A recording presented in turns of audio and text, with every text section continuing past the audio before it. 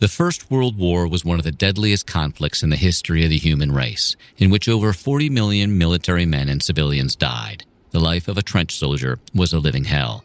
They endured disease, hunger, rats, horrific smells, corpses everywhere, and most importantly, they had to come to terms with the reality that they could die at any moment. Today we're going to find out what it was like to be a World War I trench soldier.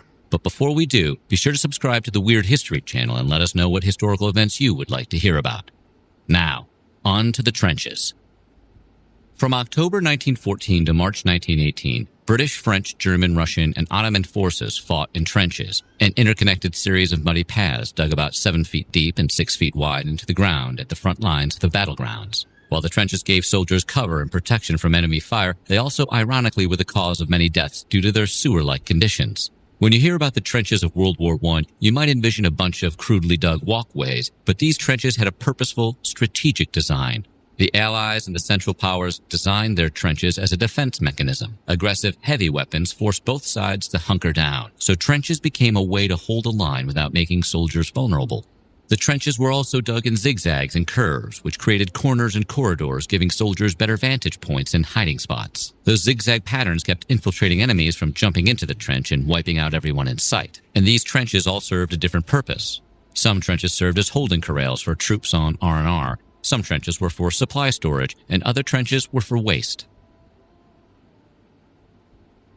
Something about being covered in soupy mud is fun.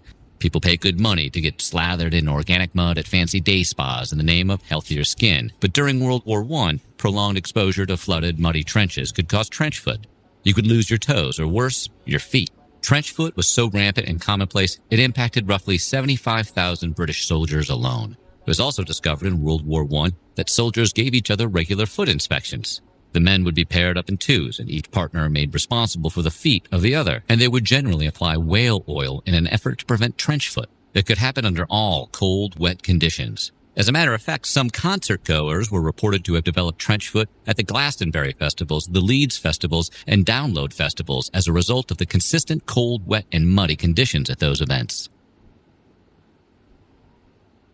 Even though advanced medical techniques meant that doctors were better equipped to manage the health of soldiers in World War I than they had been in previous conflicts, it was still common for soldiers to simply get sick and die.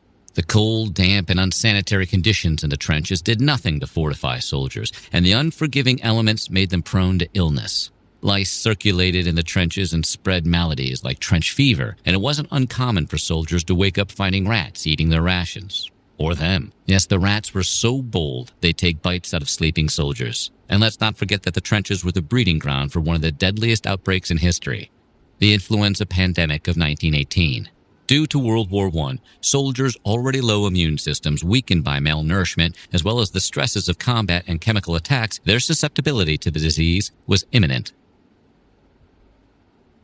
World War I changed on April 22, 1915, when German forces shocked Allied soldiers along the Western Front by firing more than 150 tons of lethal chlorine gas against two French colonial divisions at Ypres, Belgium. The United States, which entered World War I in 1917, also developed and used chemical weapons. Future President Harry S. Truman was the captain of a U.S. field artillery unit that fired poison gas against the Germans in 1918. All in, approximately 100,000 tons of chemical weapons were used in World War I, injuring around 500,000 troops and killing nearly 30,000 men, including 2,000 Americans. Gas attacks were terrifying. It was a new level of warfare that no one was expecting.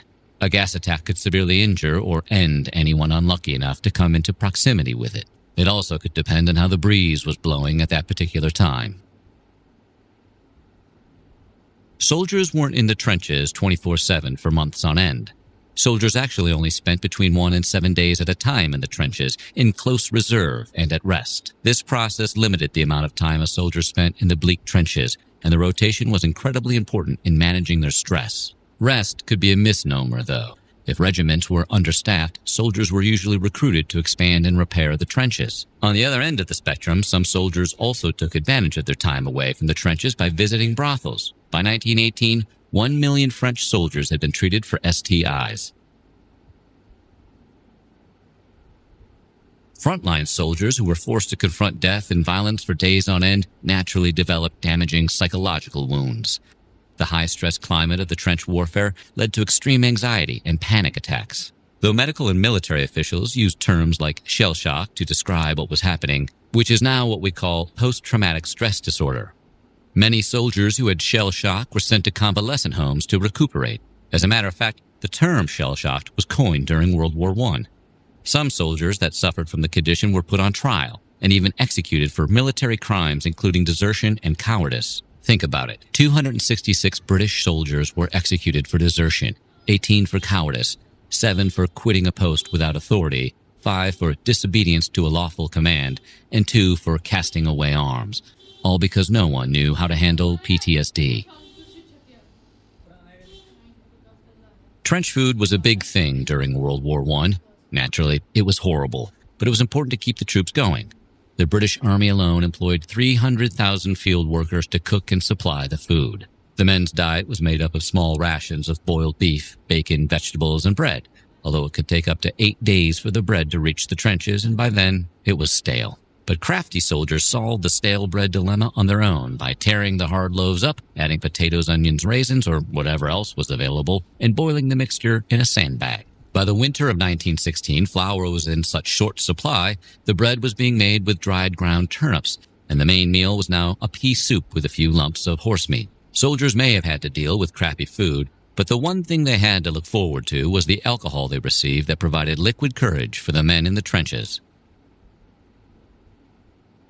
Even though millions of people perished and it seemed like there was a new battle every day, a soldier's life in the trenches was often spent sitting around, doing nothing but waiting around for the next volley of gunfire. It seems like it would be impossible to get bored when you're surrounded by the enemy, but boredom was the most common state of being, and officials and officers knew this. They were worried that soldiers with nothing to do would just get into trouble, so the British military pushed them to be creative as a way to raise morale. One of the most memorable British artifacts to come from the sheer boredom that came with trench life was producing a trench magazine. The Wipers' Time was one such magazine that soldiers printed. English soldiers stationed near Ypres, which they mispronounced as Wipers, in Belgium found an old printing press and put it to good use by publishing their own magazine and circulating it in the trenches.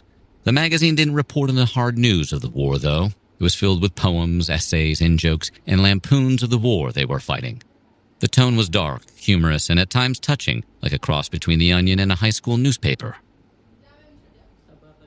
As bad as World War I was, the first Christmas of World War I in 1914 brought forth a spirit of humanity and unity that stood in stark contrast to life in the trenches. On Christmas Eve, a chorus of carols from both British and German trenches resulted in a tentative truce for the holiday. Soldiers from opposite sides of no man's land emerged from their trenches and met, bringing goodwill and makeshift gifts. It was odd to see French, German, and British soldiers crossing trenches into no man's land to exchange seasonal greetings and talk, but there they were, bartering for cigarettes, playing football against each other, and exchanging food and souvenirs. Unfortunately, the peace did not last long. Fighting resumed the next day, and the goodwill hardened again into animosity.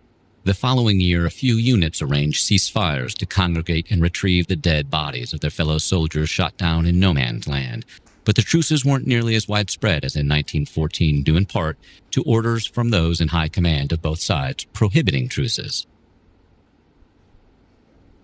One of the most interesting and surprising World War I legacies was its effect on language. The blending of soldiers' nationalities, languages, dialects, accents, and social backgrounds at the trenches produced an unusual glossary of military slang. For example, British soldiers called enemy grenades potato mashers and used the phrase stormtroopers to describe soldiers that performed risky, lightning-fast attacks. The term basket case was another bit of slang that originated during World War I. Basket cases were injured soldiers who were carried out of the trenches in long, casket-shaped baskets because of their lost limbs. Cooties is a word that came into play in 1915 from the coot, a type of duck known for being infested with lice and other parasites. So would you want to be a trench soldier in World War I? Let us know in the comments below, and while you're at it, check out some of these other videos from our weird history.